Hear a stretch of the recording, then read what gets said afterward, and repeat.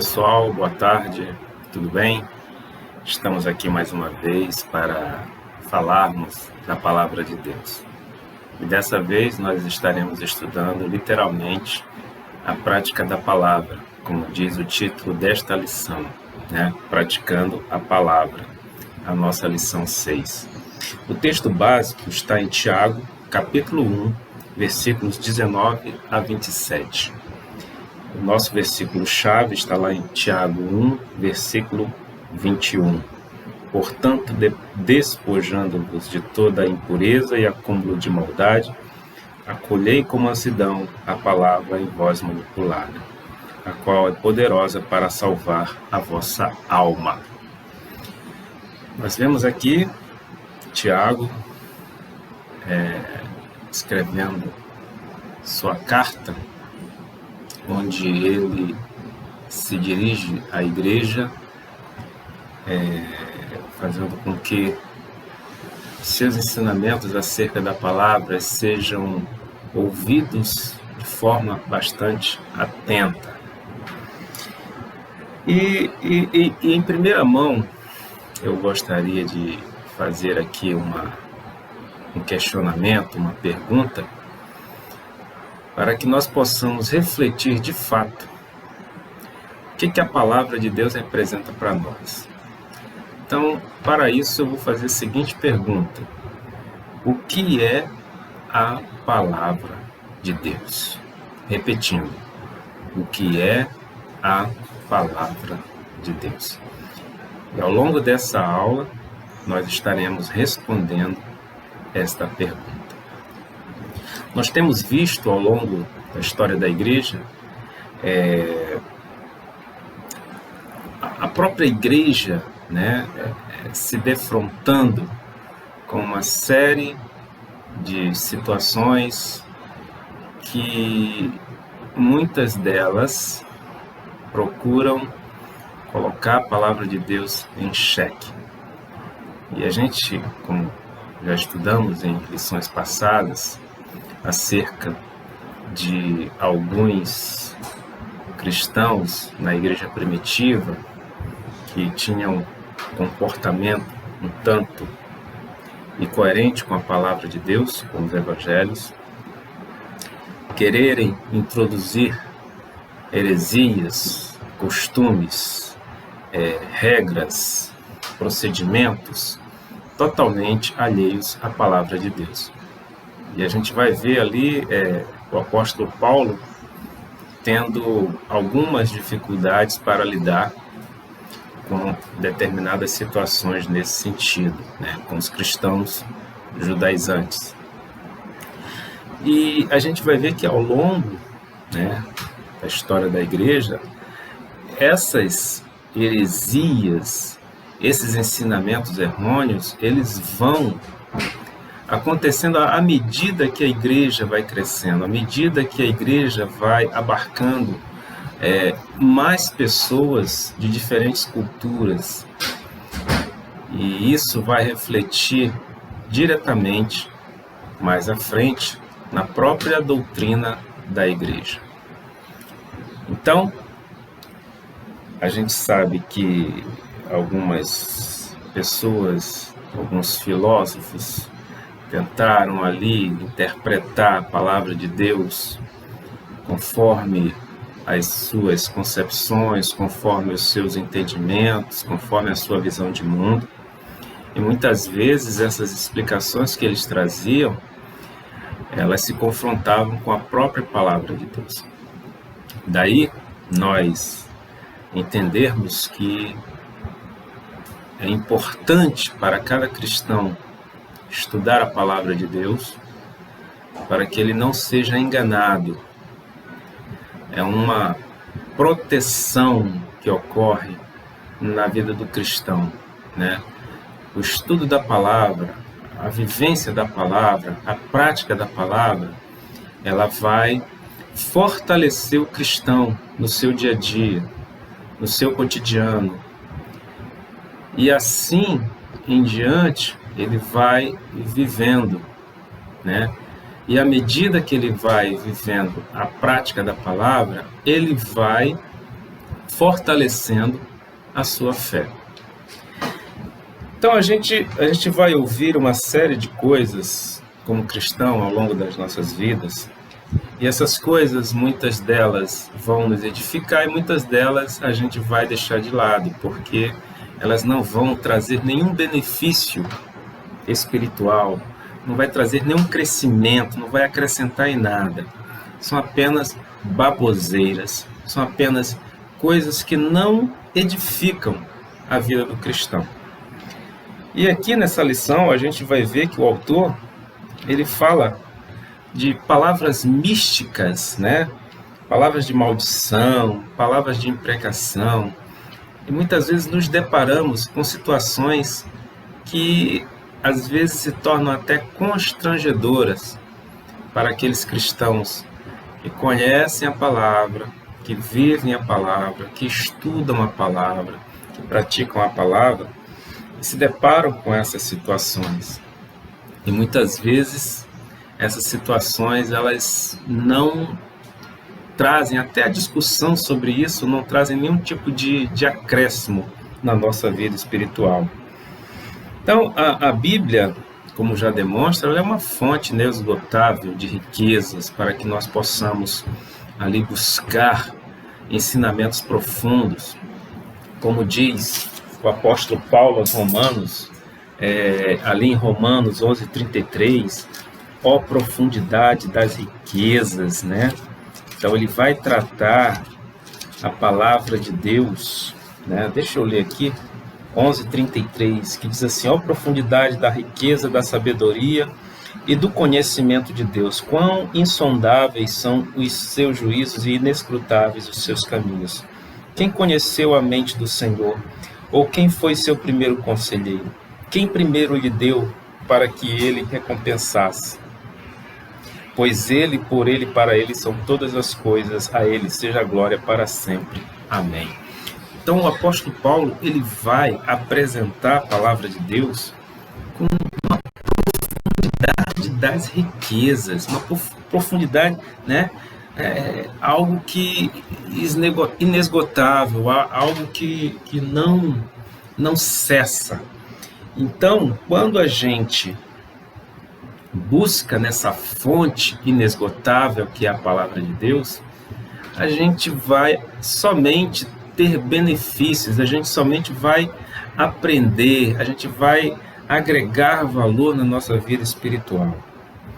Então, por isso é importante nós termos a palavra de Deus como a nossa bússola, como a nossa orientação, né, no dia a dia, na nossa jornada aqui na face da terra. E uma das coisas que a gente entende quando a gente coloca a nossa confiança na palavra de Deus, a gente entende perfeitamente que a palavra de Deus é uma palavra que produz resultados. A palavra de Deus, ela nunca vai voltar vazia. Deus, quando sempre fala, as coisas acontecem. Mas qual o exemplo que você pode me dar disso, professor? Bom, o exemplo é a própria criação de Deus, né? A palavra de Deus diz que todas as coisas que existem, que são palpáveis, que são materiais, elas foram criadas a partir do nada. E quem teve e quem tem esse poder de criar do nada as coisas para existirem, né? Quem que traz à existência aquilo que não existe? A palavra de Deus. A palavra de Deus, ela não volta vazia. A palavra de Deus, ela produz resultados. A palavra de Deus, por si só, ela tem o poder de criar.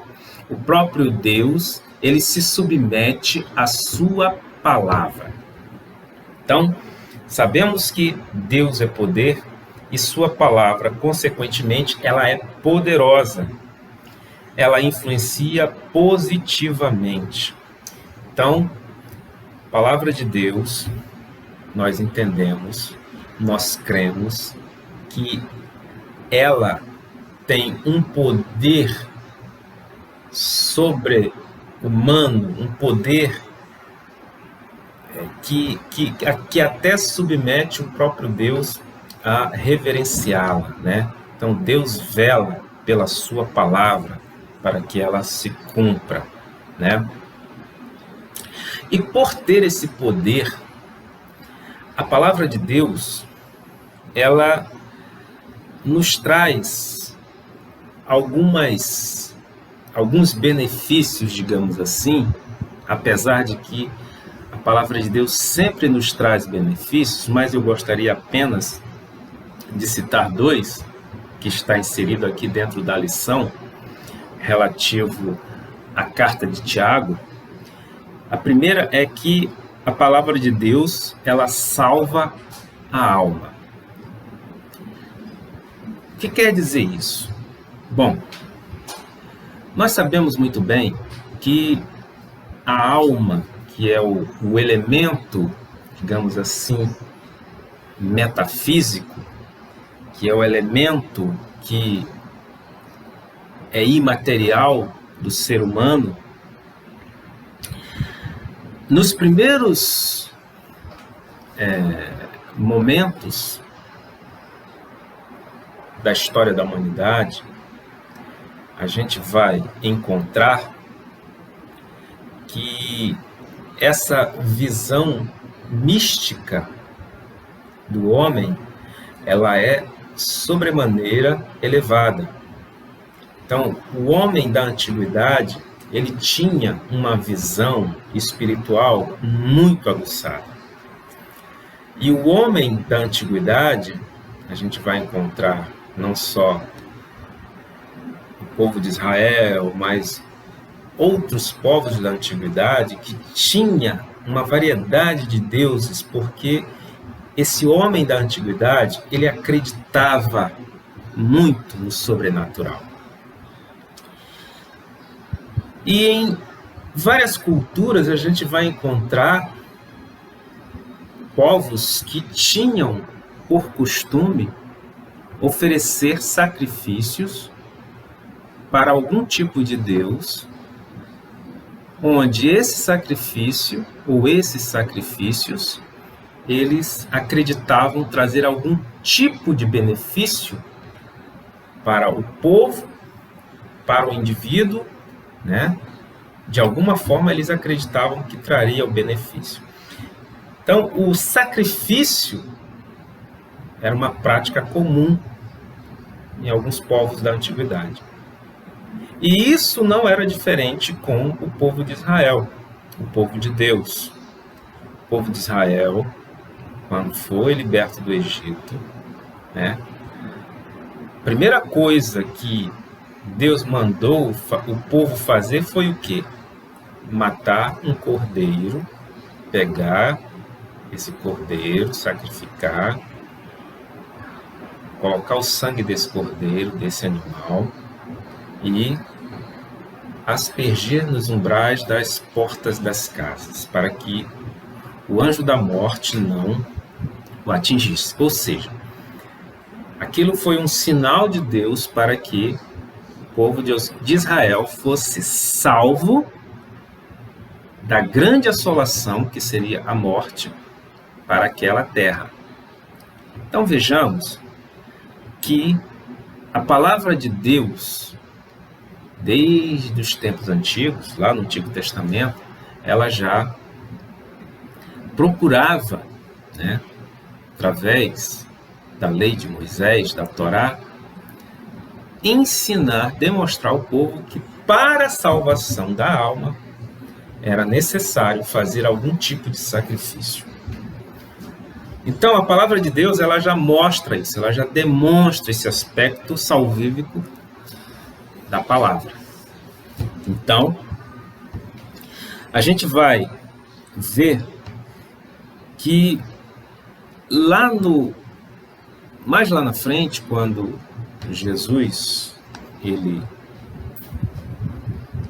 cumpre o seu ministério, ele é crucificado e morre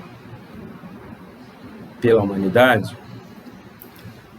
acontece aquilo, né, dentro de um contexto maior, onde agora o cordeiro foi sacrificado, foi morto na cruz, seu sangue foi derramado, e a sua morte trouxe a salvação para toda a humanidade, não só para o povo de Israel, mas para toda a humanidade. E aqueles que não vivenciaram aquele momento, aqueles que não foram testemunhas oculares daquele momento, ou melhor, do ministério de Jesus terreno e da sua morte, agora, para obter a salvação, eles precisariam, né, todos os humanos, para obter a salvação, precisariam o quê? Acreditar nessa morte redentora de Jesus. E onde está inserida, né, essa descrição? Onde está inserida essa narração desse fato? Na palavra de Deus. Então, a palavra de Deus, ela tem essa característica salvífica, ela tem essa característica de salvar a alma do homem, né? Deus, ele sempre se preocupou com a condição do homem aqui na face da terra. Por isso Deus deixou a sua palavra para que ela fosse cumprida por todos nós, para que nós viéssemos a entender, a compreender, conforme o apóstolo Paulo, lá em Romanos 12, capítulo 2, onde ele fala: não vos conformeis com este mundo, mas transformai-vos pela renovação do vosso entendimento, para que experimenteis qual seja boa, perfeita e agradável vontade de Deus. Então, a palavra de Deus, ela tem essa característica específica de salvar a alma do homem. Por que a alma e não o corpo? Ora, o corpo é o invólucro da alma. Então, se o corpo praticar as boas obras conforme a palavra de Deus, praticar a palavra de Deus, quem vai receber o benefício da salvação é a alma. Quem vai, digamos assim, viver as benesses do porvir é a alma e não o corpo. Por que o corpo não vai receber isso? Porque a Bíblia, a própria palavra de Deus já diz que o corpo, né, ele não pode ter acesso, né, ao paraíso, não pode ter acesso às coisas celestiais. Esse corpo corruptível, né, esse corpo corruptível, como determina a palavra de Deus, ele veio do pó e ao pó voltará. Então esse corpo vai ser destruído de alguma forma, né? Assim nós cremos. O corpo não entrará no reino dos céus. O corpo não entrará no reino de Deus. Quem vai entrar é a nossa alma, quem vai entrar é o nosso espírito, como diz a palavra de Deus. Então, por isso, devemos praticar a palavra, né? Porque a prática da palavra vai salvar a nossa alma, né? Devemos ter o cuidado de não falhar também na pregação da palavra. E o que essa pregação significa? Significa pregar com a sua palavra, com a sua voz, pregar com a sua vida, né? E pregar com a sua vida é o que é praticar a palavra de Deus. Então, a gente tem que ter isso em mente, né? Porque a palavra de Deus não é a palavra do homem, mas é a palavra de Deus que você recebeu, que você entendeu como norte da sua vida, como bússola da sua vida, que faz com que você tome todas as suas decisões no seu dia a dia, é essa palavra que vai penetrar nos limites da alma e do espírito, né? Porque a própria palavra diz que ela é mais penetrante do que uma espada de dois gumes. Ela penetra nos lugares mais impenetráveis na alma humana. A palavra de Deus, quando ela diz que ela salva a alma, é porque ela tem essa capacidade terapêutica de cuidar do ser humano. A palavra de Deus, ela não tem nenhum, digamos assim, efeito colateral para as nossas vidas, mas ela é o remédio certo. A palavra de Deus é a dosagem certa, que não somente cura, mas também salva. Ainda que o nosso corpo não tenha solução por causa das nossas imperfeições, por causa das enfermidades, mas a alma, ela pode ser curada. A alma, ela pode ser salva. E somente quem tem essa capacidade de chegar nesse nível, né, de profundidade do ser humano é a palavra de Deus. Não existe outro remédio para a salvação senão a palavra de Deus. Mas a palavra de Deus, alguém pode perguntar assim, mas a palavra de Deus? Então você está tirando ali o valor da morte de Jesus? Não. Sabe por quê? Porque lá no Evangelho de João, capítulo 1, ele vai dizer assim, ó: no princípio era aquele que é a palavra. Ele estava com Deus e era Deus. Ele estava com Deus no princípio. Todas as coisas foram feitas por intermédio dele. Sem ele, nada do que existe teria sido feito. Nele estava a vida, e esta era a luz dos homens. A luz brilha nas trevas, e as trevas não a derrotaram. Surgiu um homem enviado por Deus, chamado João. Ele veio como testemunha para testificar acerca da luz, a fim de que por meio dele todos os homens crescem. Ele próprio não era a luz, mas veio como testemunha da luz. Estava chegando ao mundo a verdadeira luz que ilumina todos os homens.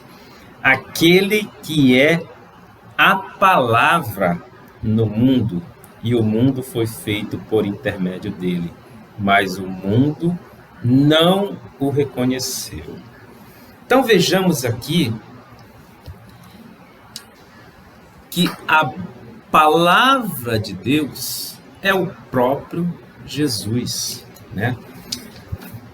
E lá em 1 João também, ele vai dizer assim, ó, deixa eu mostrar para vocês aqui, por que que a palavra não elimina o ato da morte de Jesus na cruz? Primeiro, porque a gente acabou de ver que o próprio Jesus é a palavra. Então vamos lá. Então, a gente vai aqui em 1 João, que ele vai corroborar aquilo que ele falou lá no seu evangelho. Ele vai dizer assim: o que era desde o princípio, o que ouvimos, o que vimos com os nossos olhos, o que contemplamos e as nossas mãos apalparam, isto proclamamos a respeito da palavra da vida. A vida se manifestou, nós a vimos e dela testemunhamos e proclamamos a vocês a vida eterna, que estava com o Pai e nos foi manifestada. Então, João, ele vai reforçar aquilo que ele disse lá no seu evangelho acerca de Jesus, dizendo que Jesus é a palavra. Por isso que a palavra salva, porque a palavra é o próprio Jesus. O Verbo se fez carne e habitou entre nós. Então, por isso que a palavra de Deus, ela tem esse poder terapêutico de curar a alma e de salvar a alma do inferno. A palavra de Deus também, ela traz felicidade. Então, antes de falar sobre essa felicidade, eu gostaria de dizer que a mensagem do Evangelho, ela desagrada os ouvidos do homem natural. Por quê? Porque a palavra de Deus, quando ela é pregada, ela aponta para os erros, ela aponta para os pecados do homem. Haja vista o próprio Jesus ser tão odiado, porque ele pregava, ele ensinava. Jesus, ele não tinha nenhum compromisso com o pecado, nenhum compromisso com nenhum tipo de grupo específico da sociedade, mas ele falava aquilo que tinha que ser dito, né? Agradando ou desagradando. Principalmente desagradando, porque a palavra, ela aponta para os pecados. Mas a palavra, ela não aponta e diz te vira. Não, a palavra aponta e dá a solução. Né? Ela diz que a solução é Jesus. E essa palavra, ela traz felicidade. Né? Quem vive a palavra do Senhor será bem-aventurado naquilo que realizar. A gente vai ver que a palavra de Deus, ela tem essa capacidade terapêutica, mas, por outro lado, a palavra de Deus, ela tem uma característica específica que a gente pode aqui trazer como um exemplo de formação de caráter, de formação de personalidade, né? E isso não ocorre assim da noite para o dia, que é um processo. E a gente faz essa comparação, né, da palavra com aquilo que nós chamamos de forjar. O cristão, ele é forjado pela palavra. E a palavra forjar, dentro de um sentido técnico, ela tem aquela característica, né, digamos assim, vamos forjar uma arma. Como é que o ferreiro vai forjar, digamos assim, uma espada? Essa era a ideia que eles tinham na época, de forjar uma faca, de forjar um instrumento, né, de guerra, uma lança, quando o homem passou a ter o domínio sobre os metais. Então, aquele ferreiro pegava um metal bruto, colocava dentro da forja. A forja é o quê? É um forno superaquecido. E quando ele tira daquele forno, aquele ferro está com as suas moléculas alteradas e aquele ferro pode ser moldado. E como é que esse ferro é moldado? Ele é moldado à base de pancada, à base do martelo. Então ele pega aquele ferro quente, pá, pá, pá, vai batendo, vai forjando, vai dando a forma que ele quer. É assim que a palavra faz conosco, meus irmãos. A palavra, ela tem essa capacidade de pegar as nossas vidas, botar ali no fogo quente para que nós possamos sermos quebrados, as nossas moléculas serem quebradas, e depois vai vir aquele ferro e vai moldar a gente, né? A própria palavra, ela vai se comparar, vai fazer a comparação de Deus com o oleiro. O que o oleiro faz? Ele pega aquele barro, aquela terra, coloca água, ele vai ali moldando conforme ele quer. Então é por aí. Então a palavra de Deus, ela tem essa capacidade de tratar, né? Ela vai forjando, vai moldando, e quando o homem, ele nunca vai sair perfeito. Nós, quando nos convertemos, aceitamos a Cristo, vivemos a prática da palavra, nós temos a convicção de que nós não somos perfeitos. Nós estamos sempre submetidos à vontade de Deus. E por isso a palavra de Deus, ela vai trazer uma felicidade para a gente. Não uma felicidade momentânea, mas uma felicidade eterna. Ainda que você não viva uma vida aqui como você queria, ou uma vida abundante, né, de riquezas, enfim.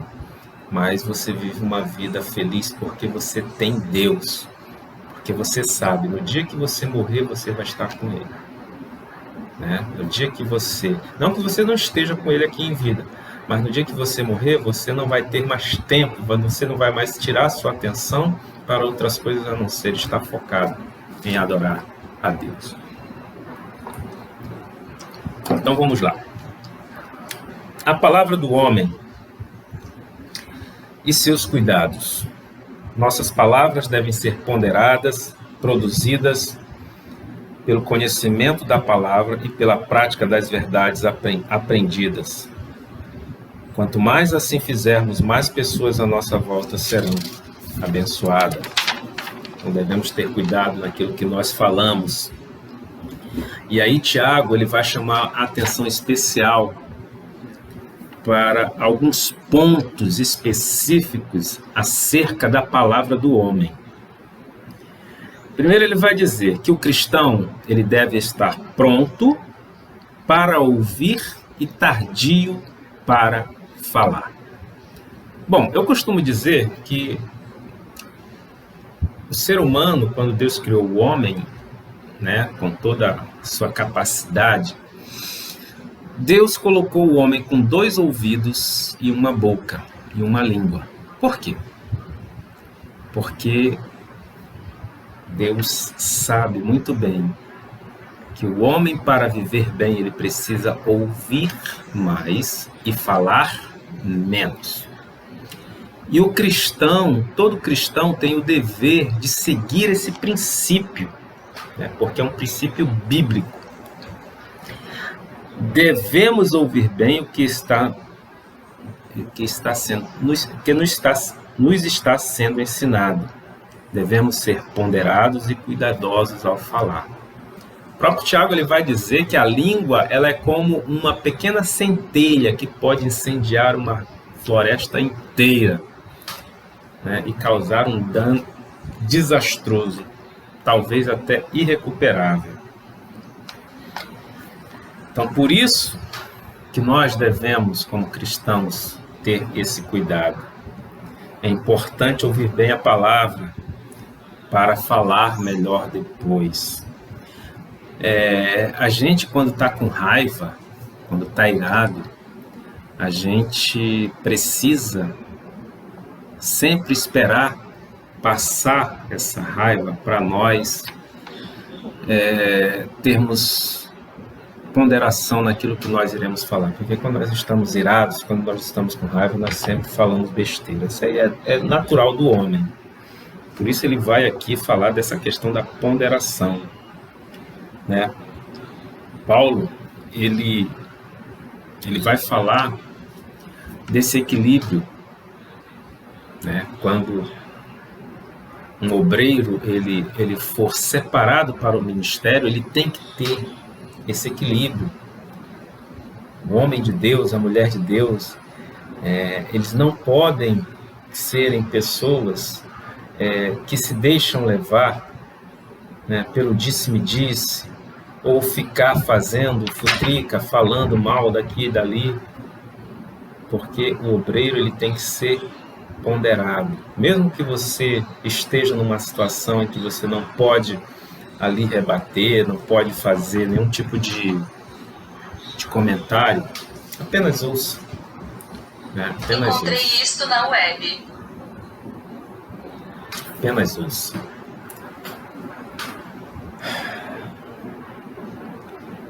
E a gente vai ver, como eu falei no início, que muitas seitas e heresias, elas ocorreram no meio da igreja justamente porque não houve ali uma preocupação de se aprender, de se estudar, de se verificar na palavra a forma correta de se conduzir determinadas situações, né, determinadas questões.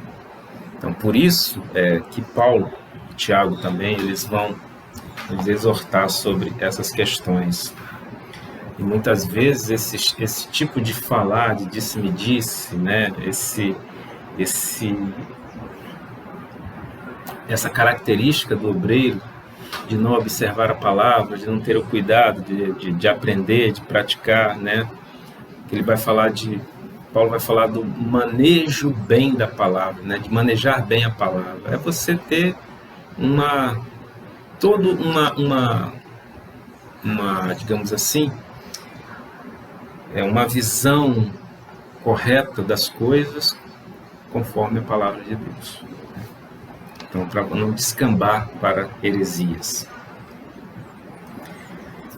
E uma das coisas que aqui também o autor vai falar é sobre a questão do obreiro que maneja bem a palavra, mas também daquele obreiro que ele é um neófito. O que é um neófito? É quando a pessoa ela não tem ainda maturidade suficiente para liderar, para ensinar, para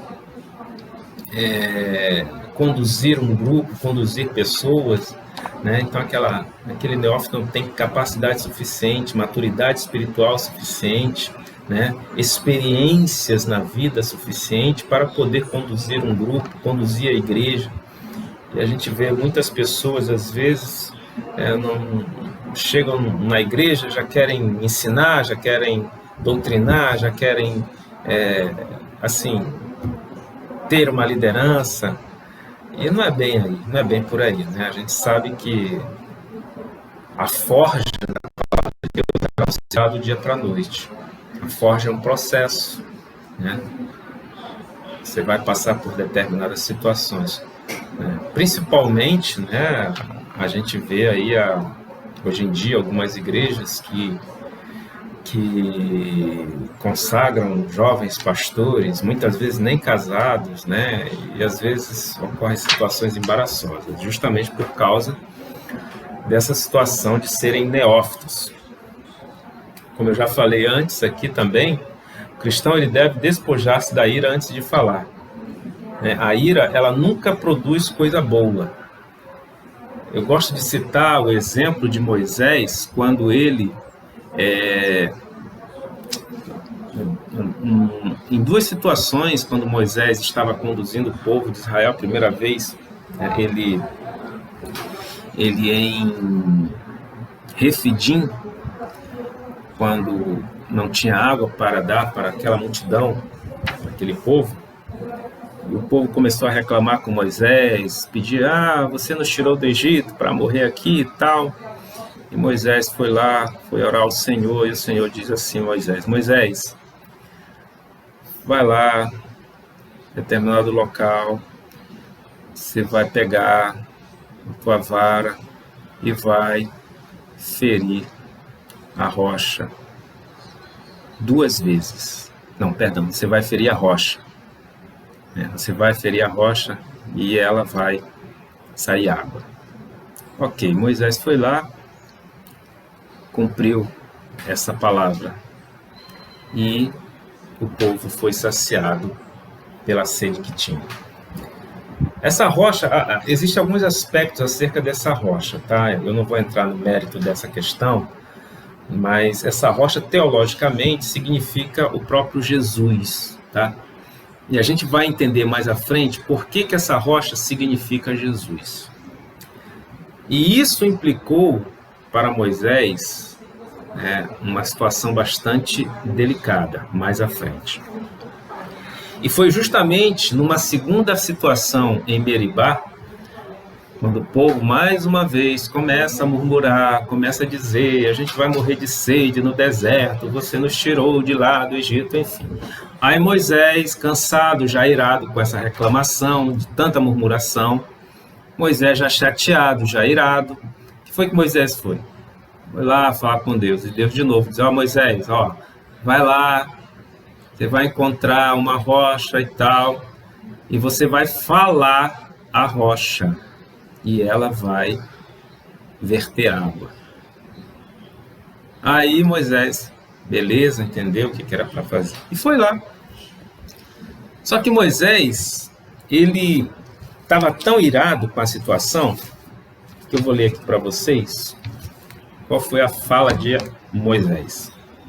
Então lá em Meribá, ele estava assim, está em Números capítulo 20, versículos de 7 a 11. Moisés e Arão saíram de diante da assembleia para a entrada da tenda do encontro e se prostraram, rosto em terra, e a glória do Senhor lhes apareceu. E o Senhor disse a Moisés, pegue a vara e com teu irmão Arão reúna a comunidade diante desta, fale àquela rocha e ela verterá água. Vocês tirarão água da rocha para a comunidade e os rebanhos beberem. Então Moisés pegou a vara que estava diante do Senhor, como este lhe havia ordenado. Moisés e Arão reuniram a assembleia em frente à rocha e Moisés disse, escutem, rebeldes. Olha só, fala de Moisés já irado. Será que teremos que tirar a água desta rocha para lhes dar? Então Moisés ergueu o braço e bateu na rocha 2 vezes com a vara. Jorrou água e a comunidade e os rebanhos beberam. Qual foi o erro de Moisés aqui? Lembremos que Deus falou para Moisés assim, vai lá, fala aquela rocha e ela verterá água. E o que foi que Moisés fez? Moisés ergueu o braço e bateu na rocha 2 vezes. Em algumas versões está feriu a rocha 2 vezes. Bom, isso aqui foi fatal para Moisés. Justamente por causa da ira, movido pela ira, né? Eu até entendo Moisés ali naquela liderança de um povo obstinado, duro, de coração, reclamando ali, uma opção de gente, criança chorando e velho doente. Aí Moisés, ele estava no nível de estresse acima. E justamente por causa disso, porque ele feriu a rocha 2 vezes, ele bateu na rocha 2 vezes, porque aquela rocha representava quem? Jesus. Essa rocha era a mesma rocha que estava lá em Refidim, quando ele feriu a rocha uma vez. A rocha não era para ser ferida 2 vezes, né? Jesus só morreu na cruz uma vez. Então aqui a rocha significa o próprio Jesus, a rocha ferida. Tanto é que o texto áureo do livro de Números é a rocha ferida, né? Que é o próprio Jesus. Então por isso, meus irmãos, que a gente, como cristão, a gente deve sempre ser ponderado quando nós falarmos. E se tivermos irados, esperemos, deixemos passar, né, o momento de ira para poder tomar algum tipo de decisão, para falar alguma coisa. E o que a própria Bíblia nos diz para nós fazermos? Não deixe que o sol se ponha sobre a sua ira. Ou seja, você está irado, resolva naquele mesmo dia. Mas não naquele mesmo momento, mas naquele mesmo dia. Não vá dormir chateado, não vai dormir irado, zangado, porque isso gera um problema muito sério na vida do cristão. Então, a ira não produz a justiça de Deus. A nossa ira não produz a justiça de Deus. Isto é, ela não pode implantar a justiça de Deus em alguém, ou ainda ela não pode justificar ninguém. A ira do homem não pode produzir qualquer ação justa aos olhos de Deus, visto que o homem é pecador e não há nele justiça própria. A ira humana contra as mazelas da vida tem gerado a ira justa pela justiça social. Então, nesse caso aqui, a gente tem observado que algumas pessoas têm se irado com relação ao problema das mazelas da vida, da pobreza, né, da miséria humana. E isso é uma linha muito tênue, porque esse tipo de ira tem feito com que algumas sutilezas entrem dentro das igrejas. E uma dessas sutilezas que eu quero chamar a atenção é justamente o progressismo, né? E esse progressismo infiltrado dentro das igrejas tem sido um perigo e tem manipulado muitos cristãos. Cuidado, o progressismo ele não é compatível com o Evangelho de Cristo. A justiça pregada por Jesus não é a mesma justiça social que certas ideologias progressistas procuram se firmar para poder angariar ou digamos assim, obter uma atenção das pessoas e uma simpatia delas por certas causas sociais. A Bíblia não deixa de falar que nós devemos fazer isso. O próprio Tiago ele alerta, né? Fala sobre a questão que o verdadeiro amor, né, o verdadeiro evangelho vai fazer com que você cuide das viúvas, dos órfãos. Isso é um trabalho social que a igreja tem um dever de cumprir também. Mas a igreja não é o Estado para resolver os problemas sociais da humanidade. O cristão deve falar sem maldade, né? A palavra do cristão ela deve ser uma palavra limpa, né? Com os olhos refletindo a palavra, com os olhos limpos, né? A Bíblia diz que os olhos são o espelho da alma, e quando nós falamos a verdade, os nossos olhos eles denunciam essa, né, aquilo que está aflorando de dentro de nós. Tiago faz uma correlação entre a verdadeira religião e aquela que é vã. A religião se torna vã quando não é acompanhada de palavras coerentes e abençoadoras. Falamos espelha o que somos. Jesus disse, a boca fala daquilo que o coração está cheio, né? Então, por isso que o cristão ele deve falar sem maldade, sem malícia, sem nenhum tipo de sutileza em benefício próprio, não. A palavra de Deus que o cristão, para que as coisas sejam feitas de forma correta, elas devem ser feitas mesmo que ele tenha que sofrer o dano. E muitos cristãos, a gente ouve de muitos cristãos dizendo, mas eu não levo desaforo para casa. Irmão, o que Jesus disse? Né? Vamos seguir os ensinamentos de Jesus. O cristão leva desaforo, sim. O cristão leva tapa na cara e tem que virar a outra face. O cristão, sei que não é fácil, né? Mas às vezes a gente lida com situações que são situações que faz aflorar a nossa natureza humana, mas não é fácil. E também sobre a questão daquilo que a gente fala, nossas conversas, no nosso dia a dia, no nosso cotidiano, né? Aquelas conversinhas entre amigos, entre colegas, aquilo que nós falamos, edifica, né? Mas está numa rodinha que eles falam palavrão. Ok, você não é obrigado a falar. Você pode até estar conversando com seus amigos, mas você vai falar o que eles falam? Você vai beber o que eles bebem? Você vai comer o que eles comem? Você vai fazer o que eles fazem? Não, você não é obrigado. Quem é amigo não é amigo por causa da religião. Quem é amigo é porque tem algum tipo de afinidade, alguma situação que faz com que aquele grupo tenha uma empatia uns pelos outros. Porque o verdadeiro amigo Não pergunta qual a tua religião, o que você bebe, se você fuma, se você faz, se você não faz. Não quer saber. Né? A pessoa é amigo, porque gosta daquela pessoa, quer o bem daquela pessoa. Né? Então, independentemente do que você seja, cristão ou não, você tem amigos de todas as matizes.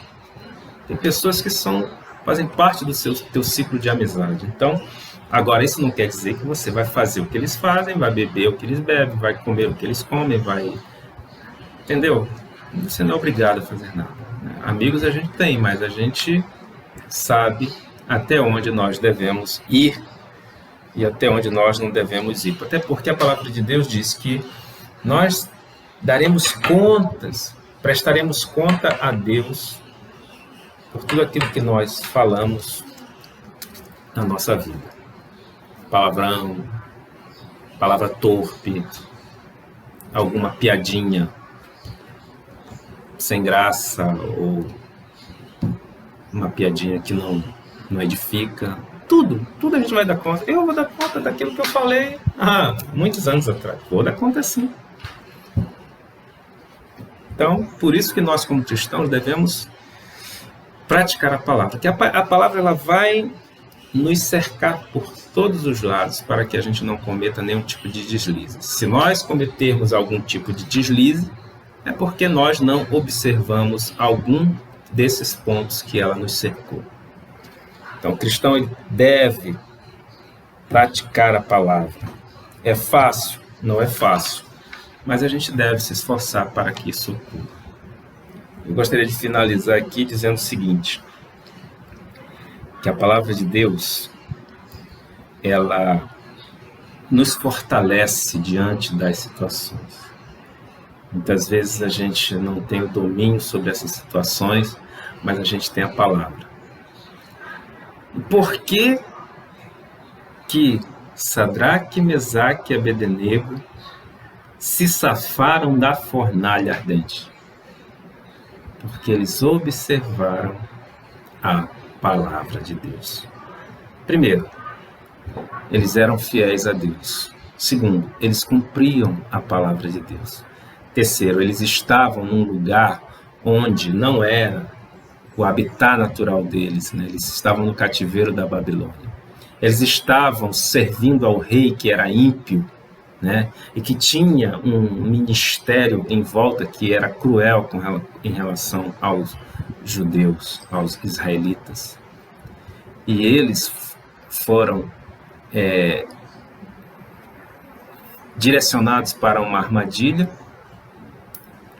mas eles não caíram na armadilha porque eles não estavam vigilantes. Muito pelo contrário. Eles caíram na armadilha porque eles tinham a certeza de que se eles fossem lançados na fornalha ardente, eles tinham a certeza, a convicção de que eles seriam salvos daquele lugar, pelo Deus que eles serviam.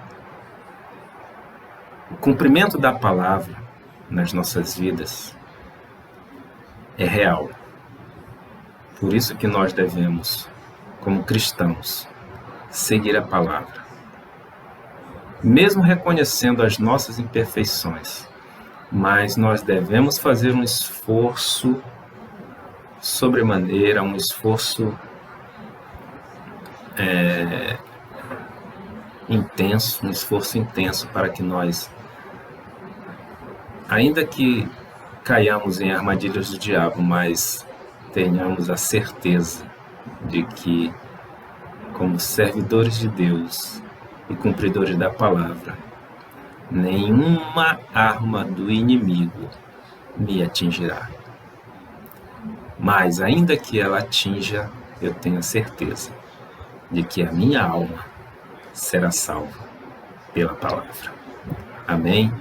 Que Deus vos abençoe.